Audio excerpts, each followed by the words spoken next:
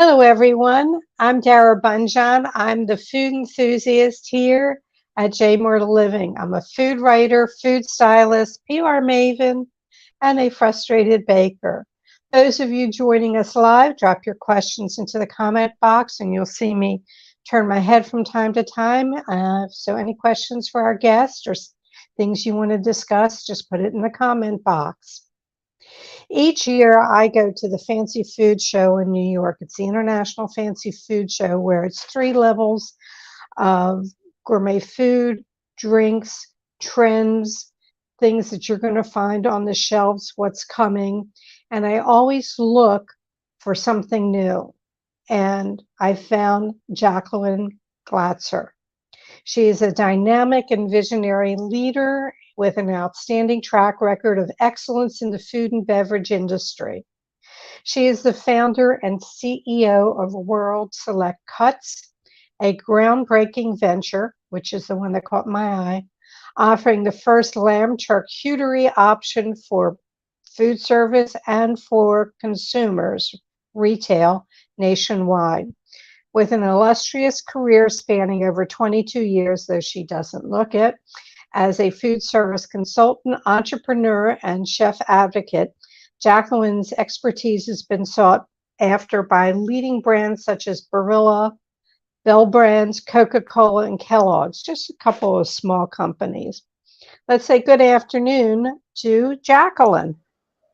Good afternoon. Good afternoon, Jaclyn. What's on your plate today other than this show? Oh, a little of this, a little of that, because I have so many different ventures that keep me busy. I own 3 different companies. I split my day differently every single. I have so many. Sorry, I forgot to turn my speaker off. I told you I always screw up something. Always forget something. Okay, we're back. So let's go back over that. You said that you own 3 companies and that you're busy, and my speaker interrupted you. So every day is different, which I absolutely love. And so what's on the docket today? I had a couple of status calls with my clients through the agency. I've been texting with my business partner in the Hotel Chefs Conference about new sponsorship acquisition for next year. Spending my time here with you. And then, of course, I'm a mom as well. So this afternoon will be full of carpool, taking my kids home from school, my daughter to gymnastics, and figuring out what we're going to put on the dinner table. Well, can I recommend this wonderful Aussie Select lamb charcuterie? You can. I have a in the refrigerator, actually. It's a great idea. I hear it's wonderful. It's wonderful. I sort of like go back a little bit of background. You went to Cornell University, which is really quite known for the food service industry, and you majored in communications. What was your goal then when you went to Cornell? Well, I initially started as an education major. I thought I wanted to be a 4th grade teacher. I lasted 1 semester in education classes and quickly realized that was not what my future was destined to be. And that the communication class that I had taken as an extracurricular type thing was really much more my calling, much more interesting to me. And so I quickly made a major change from education to communication, which are both in the agriculture and life sciences school. For the next 3.5 years, I spent my time interning, taking classes, practicing practical applications for what I was learning in a very theoretical based classrooms.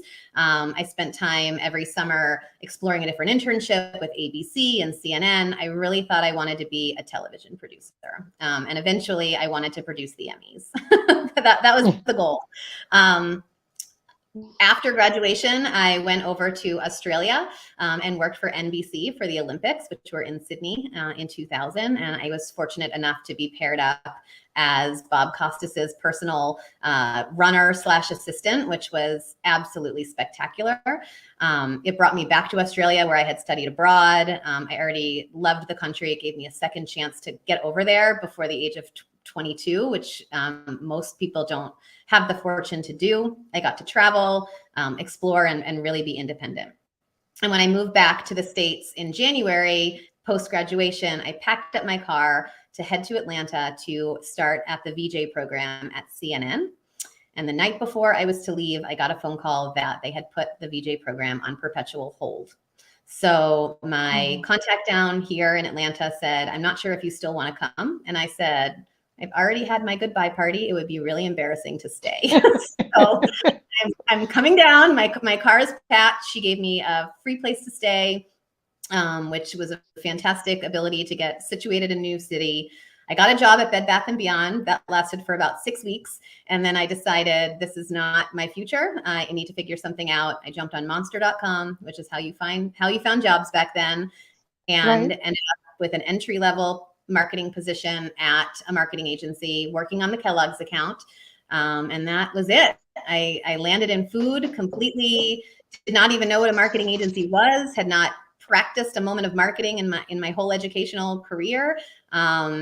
And I never looked back. So had the fortune to work on spectacular brands. I became a full-time consultant when my son was born in 2008, back for that same agency. I still run their food and beverage marketing practice today as the full-time gig that pays the bills, so to speak. But that also gives me the bandwidth to be an entrepreneur and start new companies. So here I am today. You know, when I met you at the Fancy Food Show, you just struck me as such a dynamic woman, and so happy to see what you've done. And when I asked you, and I'll ask you again, what was the inspiration for your product, which is Aussie Select, which is charcuterie lamb, Australian lamb? What was the inspiration? Sure. How did that even begin? Yeah. So, as I mentioned, I've been working on behalf of the agency for the last 20 plus years. One of my clients within the agency is Meat and Livestock Australia, which is the commodity board for Australian beef, lamb, and goat, red meat. And our job as their agency partner is to help them drive awareness and preference of those products here in the States. So truly the impetus was, how can I support those efforts by doing something entrepreneurial? And the aha moment happened at a deli, looking at the deli counter and realizing you see beef, pork, chicken, even duck, but you don't see lamb. And why not? My research and knowledge knows that Americans love lamb, but it also dovetails with knowledge that they don't always know how to cook it. It can be sometimes cost prohibitive. They save it for a special occasion. They prefer to eat it out at a restaurant. And so the hypothesis was, can we as a team do for lamb what, say, Turkey Deli Meat did for turkey, and make it more than about Easter and an all-day available protein? So that was the hypothesis. We brought it to the Australian Beef and Lamb Board, and they co-funded the innovation project through a donor fund that they have, which really gave us the fuel, both with personal investment and their money, to get the research and development project going, where we validated the products, got the flavor profiles right, the packaging, the brand, but also tested it with both consumers and chefs to make sure that we actually had an idea that was worth something. And it was a resounding yes. Well, you did a good job. I have to say that just to anybody, if you want to find it, it's AussieSelect.com or Aussie Select on your social media for any follow-up, or look for recipes or availability. But we'll get back to that. You just had, I saw on your Facebook that Robin Roberts got married this weekend, and this Aussie Selects was served at her wedding. It sure was. That was another fancy food connection and find. We met the caterer. She came through the booth and loved the products and said she was working on an upcoming celebrity wedding and would love to feature the products at the wedding. So we had our products there as part of a ginormous charcuterie spread that they did. They brought in our branded wood picks that you would have seen at the show as well, to give us some nice brand mention at the wedding, which was an added special something that we did not expect. And anecdotally, she said that the guests loved it. That's terrific. Well, I'm not surprised. I tasted it. I love lamb. And it's a new thought for that charcuterie board. It's something different. It is more so, they can get it in, is it 4 ounce or 6 ounce packages, or they can buy the whole I call it the loaf of lamb, whatever the tenderloin might be, or the roast, the prime rib might be. What's the Exactly. packaging? The products are all fully cooked, smoked, cured lamb. The lamb is imported from Australia, but it is manufactured. The products are manufactured here in the United States. And like you've mentioned, it's my company. So we are women-owned small business based here in the States. And we make both the 4-ounce pre-sliced product, which you would find on the pegboard in your deli, or if your grocer has a specialty charcuterie department, it might be there. And then we also, you call it a loaf, we call it a roast. Same, a whole roast, kind of a 2.5 pound product that a grocer can either bring in and slice for the customer behind the counter, or you could bring home and put in your oven and serve for Sunday dinner. Right. You're involved in so many things in food service. The Kitchen Collaborative Initiative, that's what, corporate chefs that showcase the latest culinary trends and insights? Yeah, that's one of my babies through the agency. It was born out of COVID. COVID happened, and I saw a lot of my chef friends uninspired. Their kitchens were often closed. They were asked to stay home. Restaurants were shutting down. It was much more about menu efficiency than innovation. Many lost their jobs, were placed on furlough. And I had a late night conversation with one of my great friends, who actually I spoke to right before this interview, Kathy Holly, who owns Flavor in the Menu magazine. And we were just brainstorming about what we could do to help. What could two people do to try to do something to make things better?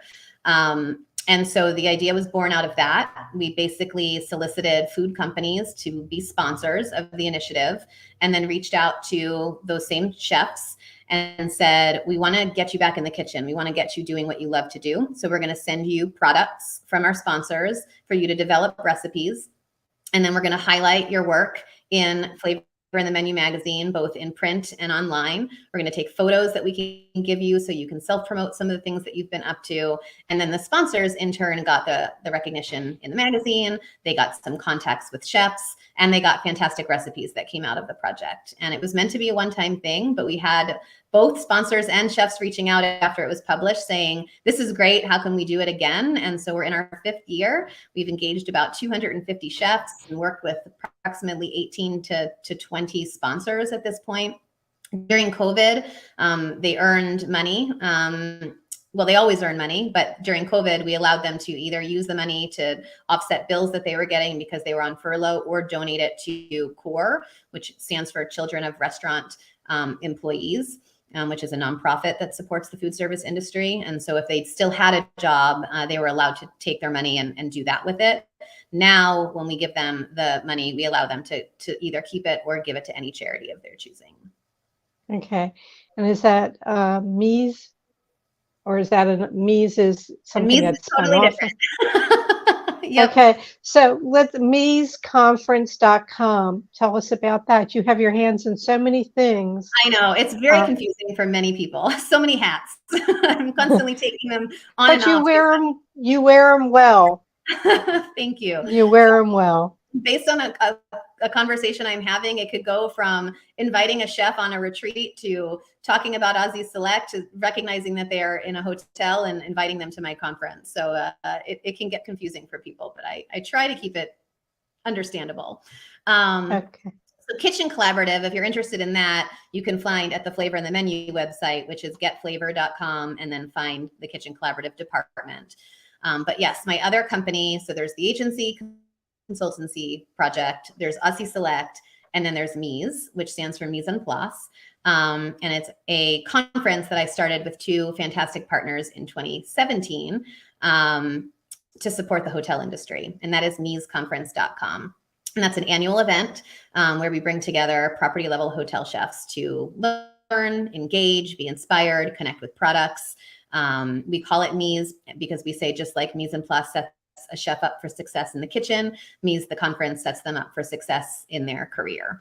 A little bit of HR management, a little bit of operations, a little bit of menu trends across food and beverage. And it's a really great time. It just wrapped up at the end August. And we are already in planning, as I mentioned at the start of the interview, in planning for 2024. Oh, where is it going to be held 2024? Have you firmed that up? It'll always be in Atlanta, which is my backyard. We made a decision to move it to Charleston. It was supposed to be in Charleston 2020. A little thing called the pandemic came along and canceled that event. And I have to say I was pretty thankful, because the concept of executing a conference out of town was daunting. We have a lot of things that I drive in and drive home, and we go to and from the hotel a lot during the planning process. So it would have been a big thing to handle. So after we canceled that contract because of the pandemic, I pulled rank on my two out of town partners, and I said, Atlanta it is. So we will be back in Atlanta. Yeah. Conference is, overwhelming. International Association of Culinary Professionals, which I've mentioned before, I work for a spice company. And the conference for that year was being held in Baltimore. And I co-chaired the opening event.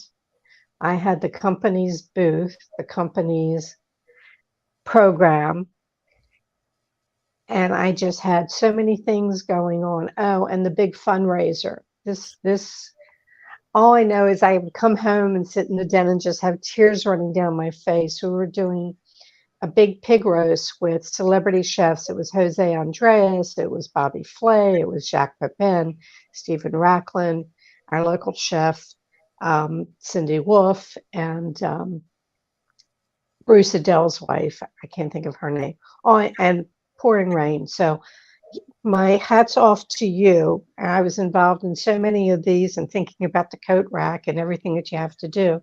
So hopefully you have a good team under you. I have a fabulous, my partners are great. Our extended team is they're miracle workers. And then I'm really, another benefit of doing it in Atlanta is all of those friends who over the years said, you're such a jet setter. You get to go to so many great food towns and eat such great foods. I turned around and I said to them, put your money where your mouth is, or your time where your mouth is, and come support the conference. So I have about 20 friends that come for the days of the conference and help with sponsor management, finding packages, getting rooms set up with the hotel, making sure the water is stocked. And we are trusty volunteers, and we could not do it without them. And I won't say I don't cry. I cry a lot. This is hard. It is, sometimes it can be overwhelming. So kudos to you. With Aussie Selects, let's talk about the flavors, the products themselves. There's lamb ham, which is agave rosemary, and tiki masala, lamb pastrami, and lamb prime rib. Am I getting all of them? That's it. Yep. What an interesting way to go with that tiki masala with the lamb. Whose inspiration? Who said that? Who had that light bulb? Yeah, I have to give full culinary credit to our corporate chef, Michael Slavin. He took the bench products that were initially created by a different chef and used his own commercialization experience that he's gotten in his career to upscale, get us into a plant and start running actual product samples. He took the initial products and helped refine them and really made those product flavor profiles work. I think we have a nice, well-rounded portfolio that brings something to the palate for everyone, so much so that I just did a food show on Tuesday with a local distributor, and we always ask people if we can get them to taste around the board, which at a food show is difficult because you're eating so many food samples that often people just want to know the one that they should have. But if we can get people to taste around the board, we always ask them which their favorite one was. And I can honestly say it is 25, 25, 25, 25, which to me is a winner. It means that there's something for everyone. There's no runaway. We've actually just received a gold medal taste award from Chefs in America, and all four products received the gold medal. They all ranked exceptionally. I think they call it superior taste rating. So they are all fantastic in and of themselves. And really, it just comes down to what your palate wants in the moment.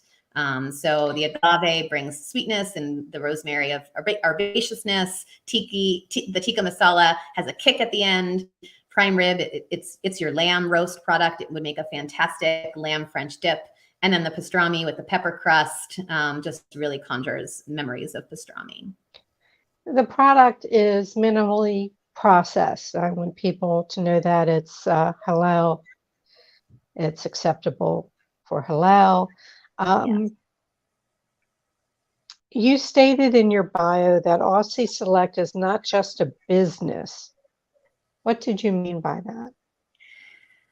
I think that when you go into business for yourself, even with partners, you have to understand that it becomes part of your life.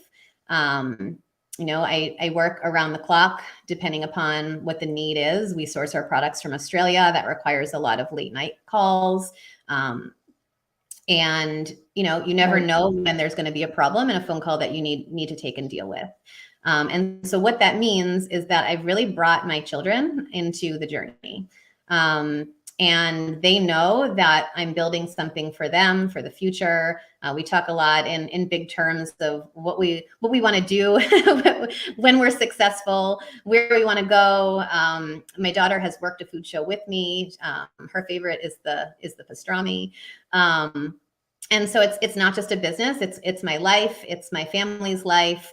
They're really proud when we win awards, when they hear me on conference calls talking about things. I think it gives them a sense of pride to be able to say what their mom does for a living and to point to a product on a shelf and say, that's our family's product. That's wonderful. And it's good that you've brought them in, and there's a sense of that they're part of it. Yeah. That they're really part of it. We're on a journey. It's not necessarily fair to them that when they jump into the car at the end of the day of school and they're excited to tell me a story, I have to give them, the pointer finger to say, I'm on a call. Let me get through this and then we can talk about it. Kids have this energy where it's them in the moment. And so I want them to know that this is what we're building this together, and this call is for us, not just for me, and you will have your moment, and I will be all in on what that moment is when the time is appropriate. Obviously, you are proud of Aussie Select being a woman-owned, trailblazing brand of premium charcuterie meats featuring pasture-raised Australian lamb. Yeah. What I love is your trademark line, pasture expectations. Yeah. Great line. Thank you. Perfect. Whoever thought it up gets like 5 gold stars. Extra bonus stars. It's true though. I mean, the products over deliver. The concept is great, and then you try them and it's greater. And I'm not one to lead with ego. I work in food, but I am not a culinarian but by nature. So I always, in the beginning, I have had reticence. Are they going to like it? Is this the right thing? And after the food shows we've done the last couple of years, I don't even hesitate. When somebody comes by and they're interested, I just very boldly say, eat it. You won't be sorry. It'll be the best bite of the day. You're going to want more. It's going to over deliver. It is past your expectations because the products are fantastic. Just looking at my notes here, I always learn that once you bring a product out, that you should be starting the curve on something new. Is there something in the works at Aussie Selects? Always. We have a strong R&D pipeline. So it's a little bit of a game of squirrel with a small business like us and a lean team. Any day something else can take our attention. We're needing to drive sales both in food service and retail. A big account calls from the Caribbean, and you need to figure out how you can export to the Caribbean. You have a food show that you have to go run. Your R&D phone calls with your team. Shoot, UPS lost your samples to this key customer. Got to figure that out. So there's a lot of that goes on in any given day. Speaking about how I spend my time. So R&D is one of those cogs in the wheel for sure. There is a long list. And actually our team call last week was saying, it's time for some new news. So we're going to get the next product going in the test kitchen fairly soon, but under penalty of death, I'm not allowed to say what that is. Okay, but you are there, so I can expect to see it at the Fancy Food Show. We hope so, absolutely. And it is one that people have asked for. So I think it'll meet a really nice gap in the market. I mean, we are only lamb. We will always only be lamb, fully cooked products. So we work within the niche, but looking to fill gaps to create that, why didn't I think of that moment? And I want to tell people that right now, should they want, now my audience is a mixed bag. It's consumers, it's people within the food service industry. You can go to the website, which is AussieSelect.com. There's no S on it. Correct. And there's a site called, for the consumers, Mizzen Plus. That's MIZENPLACE.com. Or if you're in the area with the H-E-B stores, they're carrying some of the products. Am I correct? Correct. Yes. Oh, I'm getting gold stars left and right. I'm doing well. Good job. Good job. All right. We've come to the time where I ask you my questions. You've known about these in advance, and I'm always curious to hear the responses. What has been your best bite all week?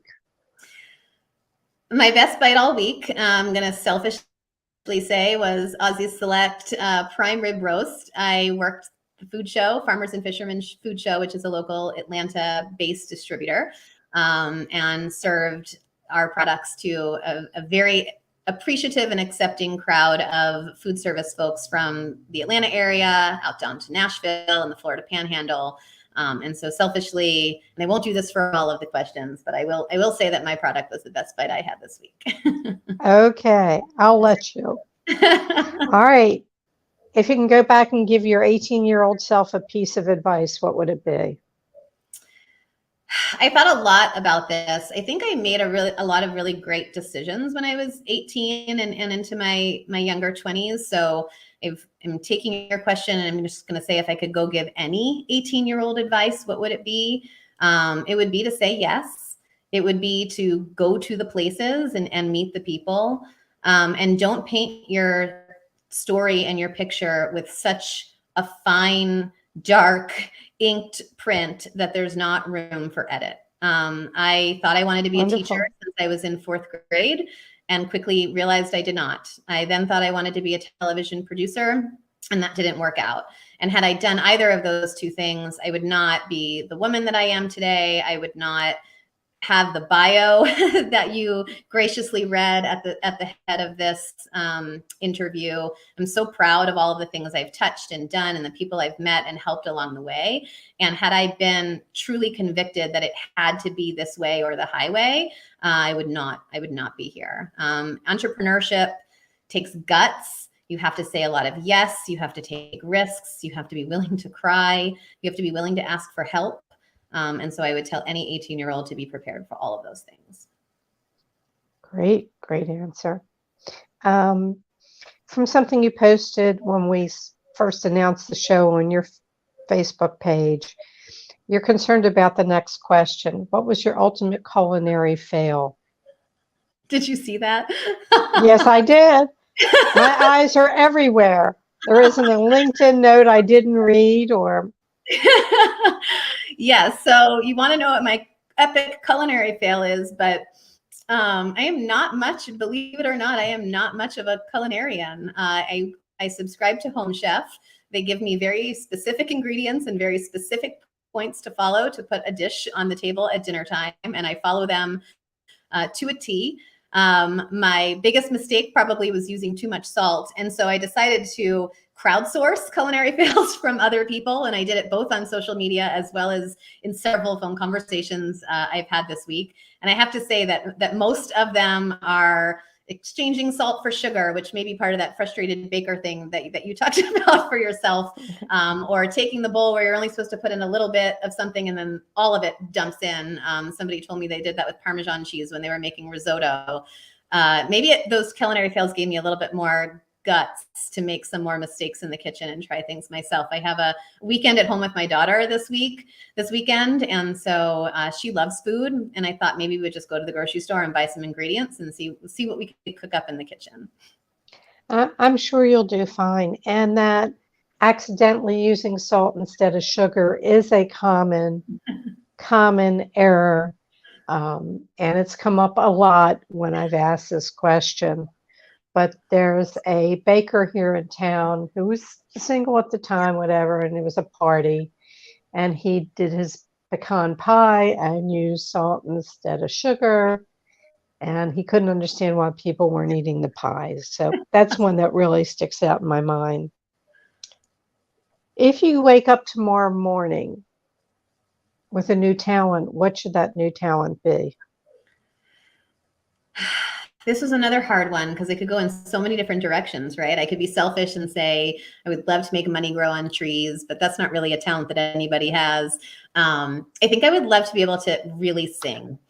I sing a lot. I sing to make me happy. I sing in the car. I sing to my kids in the morning when they wake up and when they go to bed. They tell me I have a terrible voice. I don't believe them for what it's worth. So I'm going to keep on singing. And I have a terrible memory for lyrics, but I do. I wish I could sing. Well, the only time I'm singing out in public, I do water aerobics simply, and they play a lot of the oldies because it's the arthritis class. So with the lyrics, yeah, I sing what I remember, and then I'm silent. Yeah. My friends in Atlanta who have not in their lives been exposed to a lot of Jewish people love it when I sing my Hebrew songs. So that's where it first started, where they said, you have such a beautiful voice. And I think it's because they don't really know what they're supposed to sound like. So I've just kind of taken that and run with it. Well, take it. You know, if somebody said I had a lovely voice, I would check with them and say, have you had your hearing checked? But we'll go from there. And my final question, what didn't I ask you that I probably should have?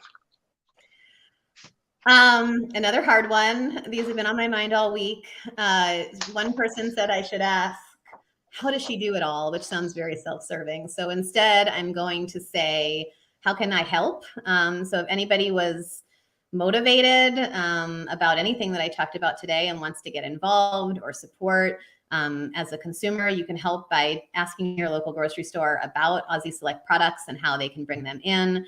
We need all the word of mouth that we can get in order. We're building a brand new category. These products do not exist and no one else is making them. So grocer buyers don't know to look for it unless they know to look for it. So you can help by just asking for it, supporting, following us on social media, sharing the story and the journey.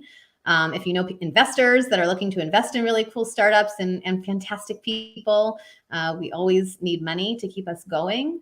And then otherwise just love having fans. So just give us words of support and encouragement.